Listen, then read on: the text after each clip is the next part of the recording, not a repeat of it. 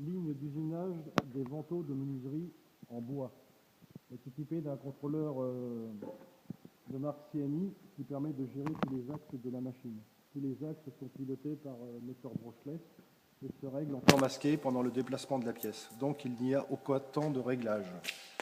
L'entrée de la machine est composée d'un tapis à courroie avec des taquets d'accumulation qui permettent de gérer les pièces une par une pour les faire entrer dans la machine, puisque c'est la machine qui donne l'autorisation d'entrée.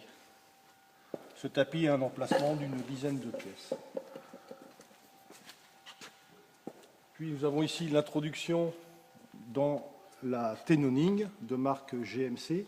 C'est principalement une ténonneuse au défilé qui est composée de plusieurs arbres porte-outils et également équipée en amont et en aval de têtes de perçage. Ces têtes de perçage permettent notamment d'effectuer les trous de positionnement pour les tourillons ou pour les assemblages mécaniques des vantaux de menuiserie. Avant le ténonnage, vous avez des scies équipées de dérouleurs qui permettent de dégrossir le contre-profil de manière à ce que les outils qui sont derrière, ce sont notamment des outils diamants, permettent de prendre le minimum de bois. L'entretien sur cette machine ne consiste qu'en un nettoyage mensuel, nous dirons, des outils sans avoir besoin de les démonter. Voilà. Donc on aperçoit... Le par-éclat est un système automatique, les outils sont donc derrière. L'empilage, on est sur un arbre de 620 mm. Une potence mécanique, que l'on voit sur la partie gauche, permet de démonter l'ensemble des outils avec leur arbre pour éventuellement changer de fabrication et mettre un autre arbre à la place. On voit par exemple ici, en sortie de la machine, les têtes de perçage. Il y a les têtes intermédiaires qui sont composées de 3 broches multitêtes superposées. Donc, qui bien sûr se règle en temps masqué. Et puis donc la tête arrière qui est, elle, équipée d'une seule broche. À la sortie de cette machine, nous allons entrer dans les perceuses. La première est une perceuse qui permet de percer les trous de crémone ou les trous de serrure droite et gauche. Voilà.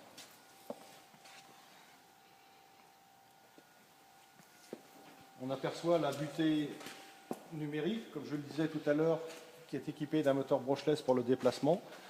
Cette butée se règle en temps masqué le temps que la pièce arrive.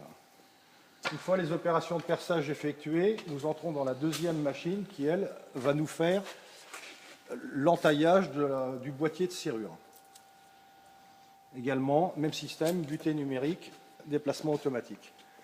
Puis les pièces, en fonction de leur destination, vont sur un deuxième tapis d'accumulation qui permet de gérer en départ à gauche soit l'usinage des traverses de la menuiserie pour aller sur la profileuse qui notamment nous fait les drainages rapides des traverses, ou alors partir sur le côté droit pour aller vers une profileuse donc de profilage des battants en passant entre les deux par une petite perceuse numérique qui permettait de faire les trous de repérage des fixations de gâches. Les deux profileuses sont des profileuses de marque GMC, sont équipées de 12 porte-outils à positionnement brushless, à arbre notamment de 300 mm qui permettent de mettre plusieurs outils avec des réglages automatiques. L'usinage des drainages rapides se fait au défilé sans aucun arrêt de la pièce.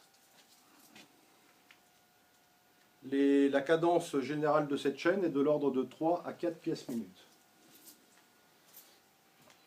Tous les réseaux d'aspiration sont équipés d'électro-vannes avec pilotage électrique qui permet d'adapter l'aspiration aux besoins de la machine.